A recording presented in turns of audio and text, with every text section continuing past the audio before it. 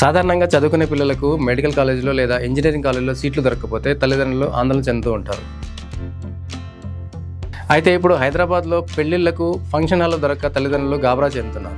ఎందుకు అంటే హైదరాబాద్ నగరానికి పెళ్లిగల వచ్చేసింది. 3 నెలలుగా మూడాలు ఉన్న నేపథ్యంలో శుభకార్యాలు లేక వివాహాలు పూర్తిగా నిలిచిపోయాయి.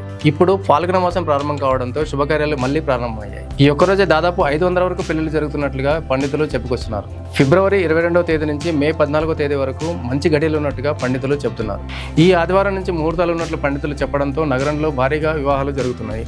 ఆదివారం ఒక్కరోజే జీహెచ్ఎంసీ పరిధిలో సుమారు 500 వరకు వివాహాలు జరిగే అవకాశం ఉందని పండితులు చెప్పుకొస్తున్నారు. గతేడాది అక్టోబర్, నవంబర్లో వచ్చిన ఆశ్వయుజం, కార్తీకం, మార్గశిర మాసాల్లో దాదాపు 40 వరకు ముహూర్తాలు వచ్చాయి.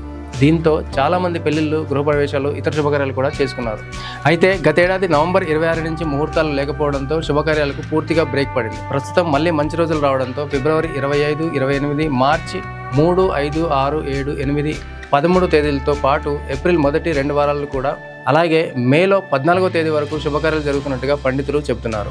ఆ తర్వాత జూన్ 15 వరకు మళ్ళీ మంచి రోజులు లేవని కూడా పండితులు చెబుతున్నారు. ఇక ఆయా రోజుల్లో పిల్లల పేర్ల బలంపై మంచి ముహూర్తాలను చూసుకుని తల్లిదండ్రులు వివాహాలను చేయించేందుకు సిద్ధమవుతున్నారు.